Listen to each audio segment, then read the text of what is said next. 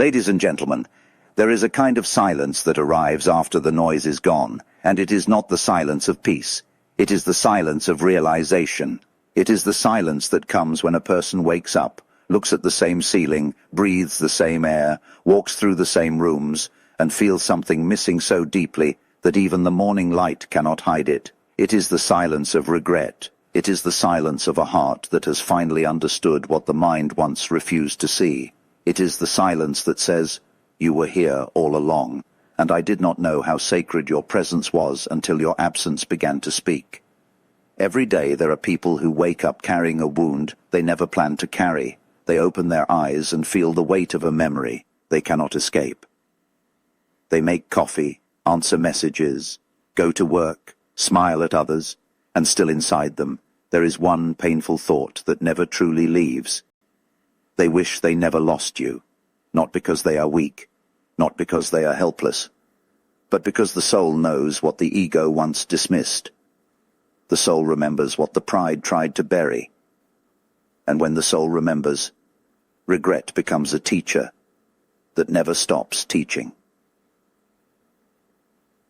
Ladies and gentlemen, this is one of the most painful truths of human life. Many people only understand value after loss. They only understand depth after emptiness.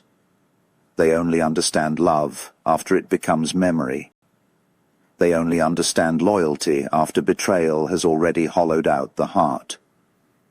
They only understand the rare beauty of a person after that person is no longer available to be held, heard, or loved properly. And by then, the lesson has already arrived in the language of pain. Carl Jung understood something profound about the human psyche. We are not only shaped by what happens to us, but by what we fail to face in ourselves. We repeat patterns, we deny truths, we project our wounds onto others, and then we wonder why the same heartbreak keeps returning in different forms. But the truth is simple and brutal. Life does not only give us pain to punish us. Sometimes life gives us pain to reveal us. It reveals what we ignored. It reveals what we abandoned. It reveals what we were too proud, too distracted, too immature, or too emotionally blind to protect. And that is why regret becomes so powerful. Because regret is not just sadness. Regret is memory turned into judgment. Regret is the heart looking back and saying, "Why did I not see it when I had the chance?" Regret is the mind replaying the moments where a different choice could have changed everything. Regret is the soul standing in the ruins of what was once possible, asking why gratitude did not arrive sooner, and when regret is combined with loss, it becomes unbearable. Think about what it means to wake up every day wishing you never lost someone. That wish itself carries a universe of pain. It means the person now lives in the mind as a constant comparison. Every new moment is measured against what used to be. Every conversation is compared to the old intimacy. Every room feels colder because the warmth once known is no longer there. Every celebration is quieter because part of the heart is still standing in the past. The body continues to move forward, but the inner world remains trapped in the moment of losing what mattered most. This is not only about romance. Loss can happen in many forms. Someone can lose a person, a friendship, trust, a family bond, respect, innocence, opportunity, or even the version of themselves that only existed while love still felt safe. But in every case, the pain comes from the same place. The realization that what was once ordinary was actually extraordinary. What was once available was actually precious. What was once taken for granted was actually irreplaceable. And this is where the Jungian lesson becomes deeply human. The psyche does not heal by denial. It heals by confrontation. The shadow grows when ignored, but when brought into the light, it becomes understandable. The same is true with regret. If a person keeps pretending that nothing matters, the pain only hides deeper. If they keep telling themselves they are fine while their heart is quietly collapsing, then the wound remains unprocessed. But when a person finally says the truth, "I lost something I cannot replace," then healing has the possibility to begin. Because honesty is the first step out of emotional exile. Ladies and gentlemen, there is a strange arrogance in human nature. We believe we will always have another chance. We believe people will always wait. We believe kindness will always be forgiven. We believe love will always remain available even when neglected. We believe silence will not cost us anything. We believe indifference is harmless. We believe time is generous enough to allow us to keep postponing appreciation. But time is not sentimental. Time is not loyal to our excuses. Time moves. People move. Hearts change. Doorways close. And the very thing we thought would remain forever may vanish while we are still busy assuming it will stay. That is why so many people wake up in regret. They did not only lose a person, they lost a moment. They lost a version of life that will never return. They lost the chance to say what should have been said. They lost the chance to act with care when care was needed most. They lost the chance to be present when presence would have mattered. And the pain of that loss can echo for years because the human heart understands timing far more deeply than the ego ever does. There are people in this world who live surrounded by memories of your value. They replay your words, your energy, your patience, your loyalty, your calm, your presence, your effort. They remember how you showed up, how you listened, how you cared, how you made things lighter just by being there.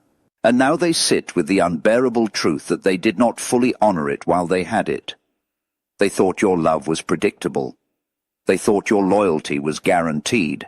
They thought your patience was unlimited. They thought your energy would always return. They thought there would be more tomorrow, but tomorrow came with distance. Tomorrow came with silence. Tomorrow came with your absence. And absence has a way of teaching what presence could not. A person can be blind in the middle of abundance. They can be surrounded by care and still feel entitled instead of grateful. They can be loved and still act as if love is cheap. They can be respected and still behave as if respect is automatic. They can be held and still take the hand for granted. They can be forgiven and still repeat the same wounds. But the day the relationship changes, the day the person leaves, the day the warmth disappears, the truth becomes unbearable. The very thing they dismissed was the thing that gave life meaning. Ladies and gentlemen, the heart does not always protest when mistreated. Sometimes it waits. Sometimes it hopes. Sometimes it endures. Sometimes it gives one more chance, then one more, then one more. But there comes a moment when even the most patient soul withdraws, and when that happens, the person left behind may suddenly discover that the world did not stop. The earth kept turning. The clock kept moving. The door did not reopen simply because regret appeared. That is when the deepest pain begins, because regret has nowhere to go except into the mind, and the mind has no mercy when replaying what the heart lost. This is why some people wake up and immediately feel the ache of you. They do not even need a reminder. The memory is already alive. It is in their habits. It is in their routine. It is in the song they did not expect to hear. It is in the place they used to visit with you. It is in the meal they used to share. It is in the hour of the day when your message used to arrive. It is in the smallest things, because love always leaves fingerprints on ordinary life. When a person is deeply connected to someone, even the ordinary becomes sacred, and when that sacred ordinary disappears, the world feels haunted. What is haunting them is not only you, it is the version of themselves that existed when you were there, because people are often not only attached to others, they are attached to the self they were in that relationship. They remember feeling seen, they remember feeling chosen, they remember feeling understood, they remember feeling softened, challenged, awakened, or emotionally alive. And when that relational mirror is gone, they are left staring at themselves without the reflection they used to receive. That can be terrifying, because losing you may have meant losing the place where they first felt whole. Jung would remind us that the unconscious does not disappear simply because we ignore it. It waits. It returns in dreams, in patterns, in repeated suffering, in emotional triggers, in the people we attract, in the losses we keep reliving. And regret is often the unconscious demanding to be heard. It says, "You cannot keep living as if your choices do not matter. You cannot keep dismissing what your soul values. You cannot keep mistaking temporary comfort for lasting truth."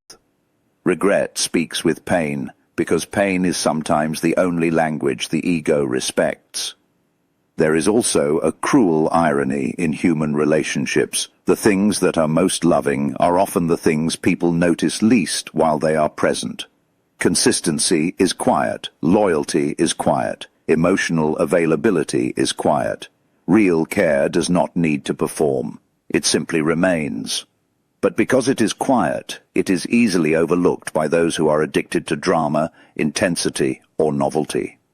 Some people only feel alive when something is unstable. They confuse emotional chaos with passion. They confuse attention with love. They confuse excitement with depth. And then they lose the person who gave them something deeper than excitement. They lose the person who gave them steadiness, truth, and genuine connection. Then, later, when life becomes lonely, they remember the quiet love they once had. They remember the person who did not need to shout to be meaningful. They remember the one who stood by them without spectacle. They remember the one who brought peace instead of confusion. They remember the one who saw through their defenses and still cared. That memory becomes painful because it exposes a tragic human tendency. We often understand worth only after we have already failed to honor it. Ladies and gentlemen, there is no wound as humiliating as the wound of late realization. It forces a person to see that the treasure was not hidden. It was visible. It was available. It was real. The problem was not absence of value. The problem was blindness. And blindness in love is expensive. It costs not only the relationship, but also the dignity of knowing that one had the chance to choose better and did not. Some people spend months, even years, trying to distract themselves from the truth. They date again. They work more. They travel. They surround themselves with noise. They post images of a life that looks full. They convince others and themselves that they are moving on. But beneath all of it, something remains unresolved. They are still comparing every new face to the one they lost. They are still measuring every new touch against the memory they cannot replace. They are still waiting for an emotional equivalent that does not exist. And in the quiet moments, the regret returns. It returns because the heart is honest even when the mouth is not. This is why the line, "Every day they wake up wishing they never lost you," is not just a poetic phrase. It is a psychological reality for people who lost something irreplaceable and finally understood its value too late. They wake up not simply with sadness, but with the absence of resolution. They wake up with questions that cannot be answered by time alone. They wake up wishing the past could be edited. They wake up wishing they could go back to the moment before the mistake, before the dismissal, before the abandonment, before the silence, before the betrayal, before the careless words that changed everything. But life does not rewrite itself for our remorse. And yet, even in this painful truth, there is wisdom, because regret, when faced honestly, can become the beginning of transformation. Jung believed that individuation, the process of becoming whole, requires us to confront the parts of ourselves that are hidden, rejected, or undeveloped. In emotional terms, that means